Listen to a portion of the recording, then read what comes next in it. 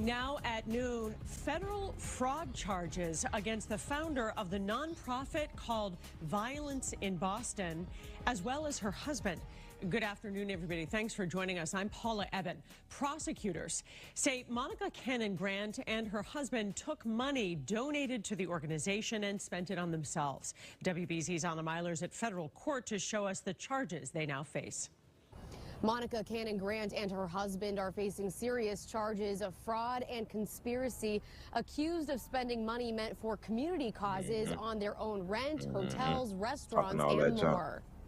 Monica Cannon Grant started the organization Violence in Boston in 2017 with a mission to help survivors of violence. And in 2020, she became a prominent figure organizing protests following the killing of George Floyd. We have to realize that, like, all of us have to work together. And if some of us are doing a little bit better than others, then we should reach in to help. Now, an 18-count federal indictment reveals scathing accusations that Cannon Grant and her husband, Clark Grant, used charitable donations on themselves.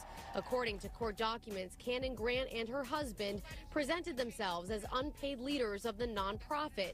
But authorities say Cannon Grant paid herself an income of more than $25,000 in 2020 and more than $170,000 in 2021.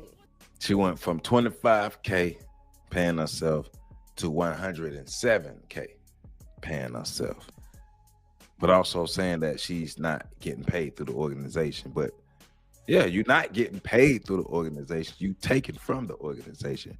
But in the first video, you're talking all that activist stuff, talking all that black stuff, all that community stuff, all that for the people stuff, but you for your pockets, my sister.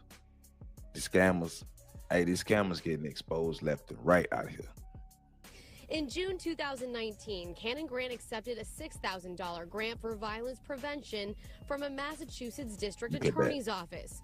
Prosecutors say that money instead went to a nail salon, going out to eat, hotel rooms, fuel costs, and car rentals. Authorities also say the couple collected more than $100,000 in pandemic unemployment assistance, though Cannon Grant was earning tens of thousands of dollars in consulting fees, and her husband was earning weekly pay from a job. The couple's accused of using the money on plane tickets, new furniture, to defray the cost of a motorcycle, and more.